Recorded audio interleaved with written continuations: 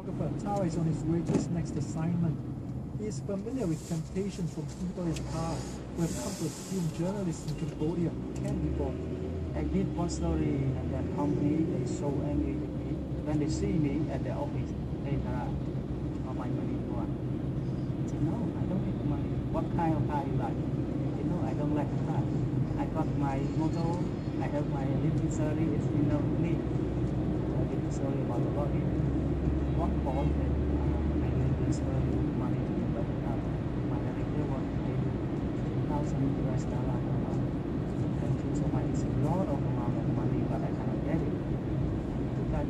So how about 5,000 per month? Thank you so much. Is there any danger if you refuse money? I think a little bit danger, like investigate story in Cambodia, which really doesn't like to be money because it's very risky and then it's very dangerous. Back in Qatar province, Charlie Hing's appetite for risk and danger hasn't diminished, despite the latest attack on his colleague. I wonder what he thinks of the journalists who refuse bribes. Do you consider yourself a better journalist and a better investigator? I work harder for what I think is a good job. It's up to others to judge my value. And you take pride in what you do. I get encouragement from myself and from others who are not involved in illegal business. Only those involved are afraid of us. We're like a shadow, it doesn't go away. Chia and Tara may share a common tenacity, but that's where the similarities end.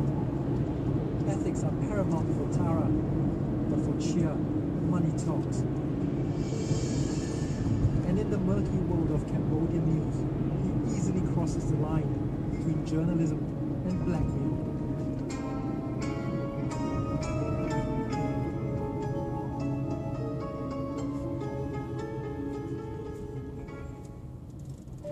Vientiane, Laos has become a hotbed for road fatalities, with a volunteer ambulance service providing the only hope for victims.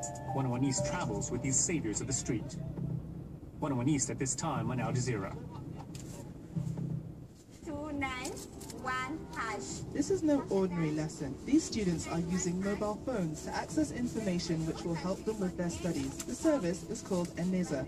Eneza is popular in urban areas like Nairobi, but it's had the biggest take-up in rural areas like the northeast of Kenya, where children have much more limited access to schools, books, and other educational tools. The co-founder is 25-year-old Kago Kakichiri. When I'm developing and seeing on the server that the students at 3:30 in the morning were studying, it feels pretty cool. Such innovations in education are racing ahead. It's going to be up to political leaders to catch up. For almost 200 years, the British Army has recruited Gurkha soldiers. For many Nepalese, this is their best career option. Witness follows the strenuous selection process that leaves some disappointed and others willing to die for Britain. They swear allegiance to the British monarch for a commission and a chance to live in the United Kingdom. Gurkha School, at this time on Al Jazeera.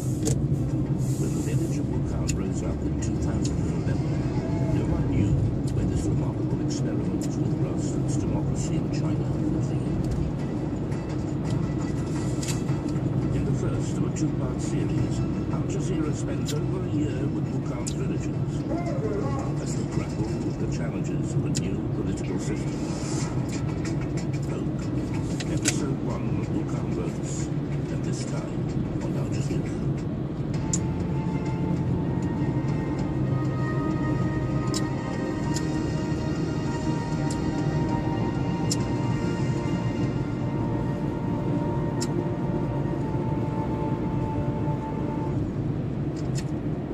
Greece and Europe reach an agreement to extend the bailout.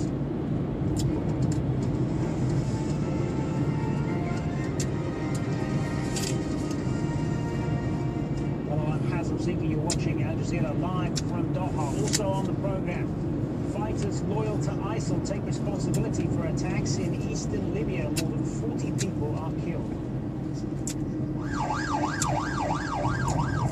Al-Shabaab Combat fighters attack a hotel in Somalia's capital. Government officials are among the victims. Plus,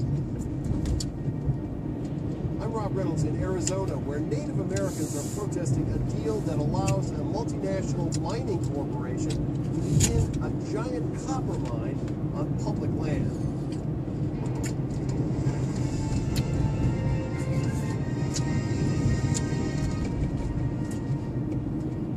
Europe has granted Greece a crucial extension to its massive debt bailout, ending weeks of tension. But that comes at the cost of concessions, including a commitment to spell out reforms within 2 days. John Serapoulos reports. This was the Greek and European nightmare, a devalued drachma raised from the dead. It would destabilize the Eurozone and make Greece poorer. If a preliminary agreement reached in Brussels falls, those banknotes are likely to remain the product of a graphic artist's imagination. Still, European leaders are careful not to oversell the deal, which depends on the Greek side spelling out reforms it intends to undertake. The first step in this process is that we have agreed, and the Greek authorities have agreed, to present a first list of their reform ambitions, reform measures based, first of all, of course, on the current arrangements, but also using the flexibility that is in the programs.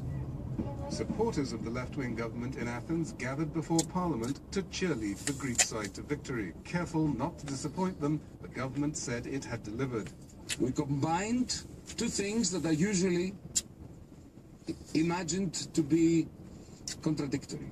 We combined logic and ideology in the way that we bargained. We combined respect for the rules and respect for democracy. The Greeks scored important successes. They've staved off new austerity terms and won time to renegotiate the existing ones. Crucially, they get to discuss the debt repayment schedule, which Greece cannot meet. But they didn't get a truce with no strings attached. The Germans ultimately forced them to pick up the program where the previous government left off, which means they still have to meet austerity targets. Perhaps the statement's main achievement is to call on...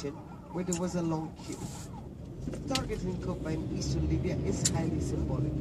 It's the hometown of Aqil Assad, the Speaker of Parliament of the UN-recognized government in Tobruk. He said the bombing was likely in retaliation from Egypt's recent airstrikes in nearby Derna, a claim that was later confirmed by an online statement from ISIL's Libyan affiliate. Egypt carried out its airstrikes in response to the beheading of 21 Coptic Christians, action that was welcomed by the UN-recognized government in Tobruk and condemned by the court-appointed one in Tripoli. Friday's bombing underlines how much more these airstrikes have further destabilized the country, and it has had an impact on the estimated 1 million Egyptians who work in Libya. This is the first batch who left the country via Tunisia.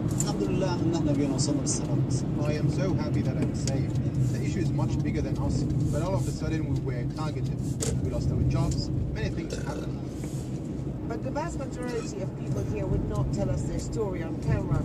They say that ever since Egypt carried out the airstrikes in eastern Libya, the situation of Egyptian workers has become more vulnerable.